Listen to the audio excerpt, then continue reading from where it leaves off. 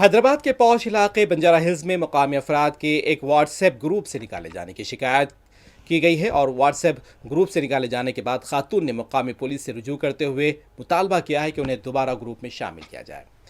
خاتون کا کہنا تھا کہ انہیں ذہنی طور پر ہراساں کیا گیا۔ اس سلسلے میں خاتون نے بنجارہ ہلز پولیس اسٹیشن میں شکایت درج کروائی ہے اور انہوں نے بتایا کہ روڈ نمبر 12 پر واقع NBT نگر کے مقامی افراد پر مشتمل واٹس ایپ گروپ میں ایک تنازع پیدا ہو گیا۔ یہ گروپ مقامی بستی کے مسائل پر گفتگو کے لیے بنایا گیا تھا۔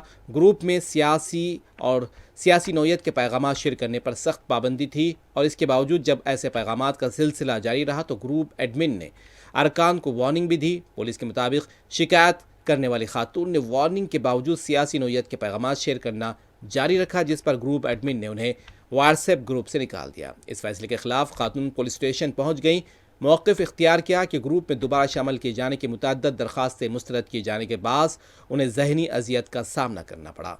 معاملہ اس وقت مزید بڑھ گیا جب پولیس اسٹیشن طلب کیے جانے کے باوجود گروپ ایڈمن نے خاتون کو دوبارہ گروپ میں شامل کرنے سے انکار کر دیا۔ ایڈمن کا کہنا تھا کہ انہیں کسی بھی صورت دوبارہ گروپ کا کارکن گروپ میں شامل نہیں کیا جائے گا۔